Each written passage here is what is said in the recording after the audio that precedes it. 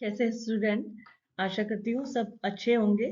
Student, जो हमारी modern sociological thinker की सीरीज चल रही है, उसी सीरीज में आज जो थिंकर हैं, हालांकि जो स्टूडेंट मुझसे मेरे व्हाट्सएप पे जुड़े हैं, तो मैंने कल आपको सिमोन द बुआर की एक फोटो और एक उनकी कोटेशन सेंड की थी, क्योंकि कहीं ना कहीं मैं सिमोन द बुआर की फैन हूँ। हो भी सकता है क्योंकि मैं भी फीमेल हूं, और कहीं ना कहीं वो उन्होंने महिलाओं के संबंध में बहुत सारे कार्य किए। उनकी एक सूक्ति ने उन्हें विश्व प्रसिद्ध कर दिया था। तो जी हाँ, आज मैं आपको वही सिमोन द बुआर, जिनको शॉर्ट में हम बुआ बोलते हैं, हमने कहीं लाइव क्लासेस में बुआ की बात की है, तो सिमोन द बुआर को आज हम पढ़ने जाएंगे। देखिए, सिमोन द बुआर हालांकि एमए के सिलेबस में नहीं है, लेकिन कहीं ना कहीं कंपटीशन जितने भी सोशोलॉजी से रिलेटेड होते हैं, चाहे उसमें यूजीसी नेट, जेआरएफ, आपके सीयूटी और आपके असिस्टेंट प्रोफेसर पीजीटी, इनका जो फेवरेट टॉपिक है, फेवरेट मॉडर्न थिंकर है, वो सिमोन द बुआर है। चलिए हम पढ़ने चलते हैं सिमोन द बुआर को। आपका जन्म हुआ था 1908 में, और आपकी जो मृत्यु हुई थी वो हुई थी 1986 में।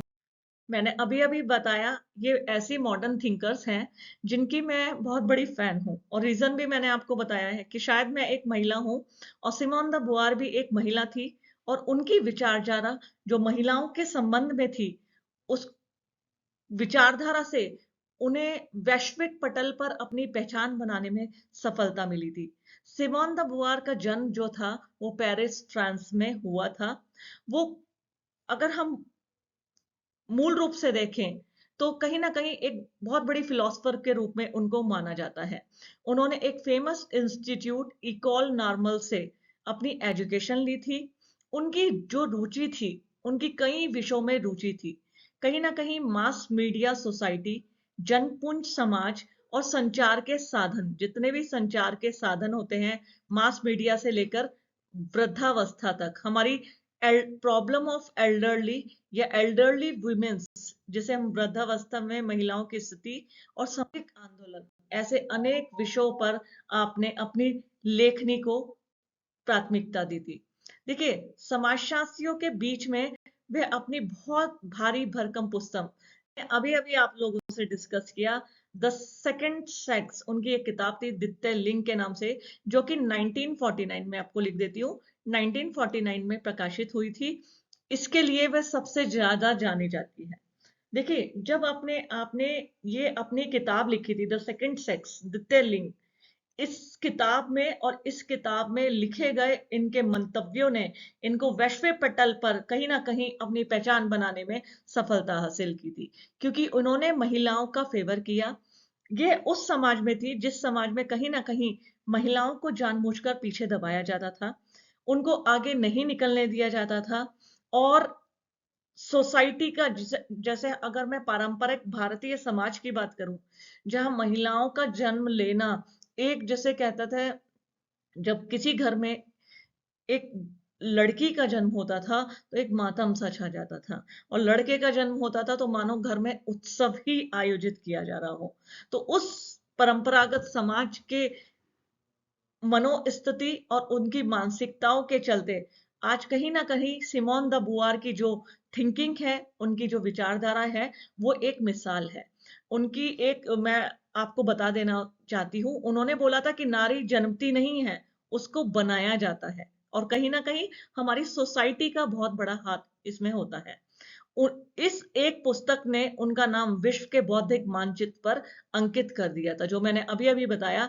जो उनकी ये थी किताब द सेकंड सेक्स, जो कि उन्होंने 1949 में लिखी थी, उनको वर्ल्ड फेमस कर दिया था। स्टूडेंट, जो सिमोन द बुआर की किताब मैंने आपको अभी बताई है, द सेकंड सेक्स,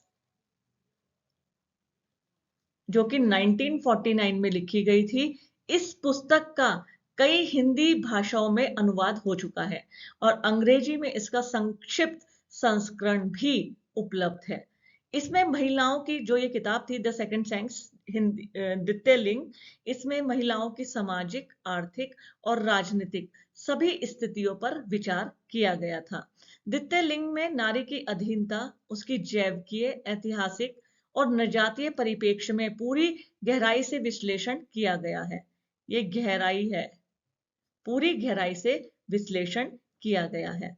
उनकी सुप्रसिद्ध उक्ति जो मैंने अभी अभी आपको बताया है, और ये वो फोटो है जो मैंने अपने स्टेटस पे और फेसबुक पे सबको शेयर किया था। इवन मेरा जो तनु मैम सोशलॉजी वाली टेलीग्राम चैनल है, उस पे भी मैंने इस पिक को अपलोड किया था। और उनकी इस सुप्रसिद्ध उक्ति कि नारी जन्मती नहीं है, बनाई जाती है, ने उन्हें विश्व विख्यात कर दिया था। स्त्री पैदा नहीं होती है, उसे बनाया जाता है। तो सिमेन द बुआर, जैसा कि हम जानते हैं, कहीं ना कहीं अपनी famous book the second sex, जो कि आपने 1949 में लिखी थी, उसको और उसमें अपनी विचारधारा को देखिए। इसमें यहाँ मैं थोड़ा सा हल्का सा विस्तार से बताना चाहूंगी। उनकी जो ये सुक्ति है, नारी जन्मती नहीं, बनाई जाती है, या स्त्री पैदा नहीं होती, स्त्री को बनाया जाता है। देखिए, हमारी सोसाइटी में खासतौर पे अगर मैं अपना एग्जाम्पल लूं और अपने भारतीय समाज की बात करूं, तो कहीं ना कहीं पितृसत्तात्मक जो पैट्रिarchal सोसाइटी की हम जिसमें बात करते हैं, कहीं ना कहीं जो मैंने अभी कहा था ना, जब लड़की का जन्म होता है तो कहीं ना कहीं मातम छा जाता है। वहीं लड़के का जन्म होता है तो ऐसा माना जाता है घर में उत्सव और त्योहार सा आयोजित किए जाने लगता है। यही मानसिकता, साथ ही साथ जब लड़की, और आज अगर इसे हम डीपली देखें, देखिए आप इस विचारधारा को बहुत गंभीरता पूर्वक विचार, इस जो ये सूक्ति है, आज इस पर जरूरत है बहुत गंभीरता से मंथन करने की। और रीजन भी है। रीजन इसलिए है, खुद मैं फीमेल हूं, बीइंग अ फीमेल, हम उस सोसाइटी में रहते हैं जहां कहीं ना कहीं भारतीय समाज की अगर बात करूं, शादी के समय दहेज प्रथा आज भी अस्तित्व में है। चाहे दहेज निरोधक अधिनियम 1961 अस्तित्व में आ गया हो, दहेज निरोधक संशोधित अधिनियम 1986 अस्तित्व में आ गया हो, लेकिन दहेज प्रथा समाप्त नहीं हुई है, वो उल्टा बढ़ गई है। दूसरा, जिस डोमेस्टिक वायलेंस एक्ट की हम बात करते हैं 2005 की, क्या डोमेस्टिक वायलेंस होना बंद हो गया है? नहीं, वो बढ़ गया है। मेरे बहुत सारे रिसर्च हैं जो ये रिसर्च बताते हैं कि महिलाएं आज भी कहीं ना कहीं हिंसा की शिकार होती है। तो उसी बच्ची के जन्म पर माँ बाप इसलिए, देखे, 50% तो ये दुख होते हैं कि क्या होगा, 50% इसलिए दुख होते हैं कि उन्हें पता है उनकी बच्ची दूसरे घर में जाएगी, क्या पता वो वहां सुखी रहेगी या नहीं रहेगी। तो ये सब जो सुक्तियां होती है कि स्त्री पैदा नहीं होती, उसे बनाया जाता है, कहीं ना कहीं इसके लिए हमारी सोसाइटी रिस्पॉन्सिबल है, हमारी समाज की सोच, हमारे समाज की मानसिकता जिम्मेदार है, जिसमें कहीं ना कहीं आज उसको आगे बढ़ाया है कि अपनी बच्ची को जन्म से ही दहेज जोड़ना शुरू कर दो, बच्चों को मत पढ़ाओ। लेकिन धीरे धीरे समाज बदल रहा है, समाज की मानसिकता बदल रही है। घटता हुआ लिंगानुपात इसका उदाहरण है कि कहीं ना कहीं आज हमें प्रोटेक्ट करना होगा। तो वही बात हमारी सिमोन द बुआर, जिन्हें हम शॉर्ट में बुआ कहते हैं, उन्होंने विस्तार से बताया था। देखो, सिमोन द बुआर कहती हैं कि साहित्य और विश्वास व्यवस्थाओं से ये प्रकट होता है कि नारी ने हमेशा पुरुषों के अधीन अन्य के रूप में देखा समझा गया। किसी भी नारी की, यदि बहन के रूप में होती है, यदि बेटी के रूप में होती है, यदि पत्नी के रूप में होती है, कहीं ना कहीं उन्हें पुरुषों के अधीन देखा गया है। बुआर के अनुसार नारी की प्रकृति में और पुरुषों की संस्कृति में, अगर हम वो बुआ कहते थे, नारी को प्रकृति के रूप में और पुरुष को संस्कृति के रूप में चित्रित किया जा रहा है। नारी की गिरी हुई जो स्थिति है, बुआर ने उसके लिए पैट्रिचल, जो मैं यहाँ दिखा पा रही हूँ आपको, पितृसत्तात्मकता की प्रथा को उत्तरदायी माना है।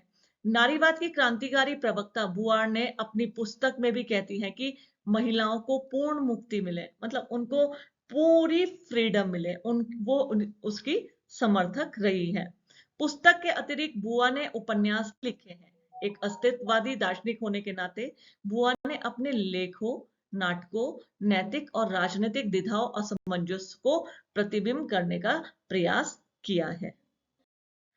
बुआ ने अपने लेखन में स्त्री के अस्तित्व के अर्थ को अर्थ देने की प्रकृति मतलब चेष्टा की है। देखिए, उन्होंने जो अपनी सेकंड सेक्स ये किताब लिखी थी ना, यहाँ देखिए आप, मैंने मेंशन किया हुआ है ये वाली किताब। जिस इस किताब और इस किताब में इनकी विचारधारा ने, मैंने बताया ना, इनको वैश्विक पटल पर पहचान दिलाई थी। तो इन्होंने क्या कहा था, इन्होंने अपनी लेखनी से नारी, नारी अस्मिता, नारियों के अस्तित्व, स्त्रियों की अस्मिता से संबंधित और स्त्रियों के अस्तित्व से संबंधित उनकी प्रकृति को चित्रित करने का प्रयास किया है। साथ ही साथ आपने नारियों के इतिहास, जीवशास्त्र, जीवन चरित्र और कल्पना का सुंदर मिश्रण भी देखने को मिलता है। आधुनिक नारीवादी आंदोलन पर सर्वाधिक निर्णायक प्रभाव जो पड़ा है वो सिमोन द बुआर का है पड़ा है। कई बार यूजीसी नेट में क्वेश्चन आता है कि किसका आधुनिक नारीवादी आंदोलन पर सबसे ज्यादा प्रभाव पड़ा है, तो वो है आपकी बुआ, सिमोन द बुआर। और आपकी प्रमुख कृतियों की बात करूं तो blood of others 1945, the ethics of ambiguity 1947, the second sex 1949, the mandarins 1954 इनकी प्रमुख किताब है।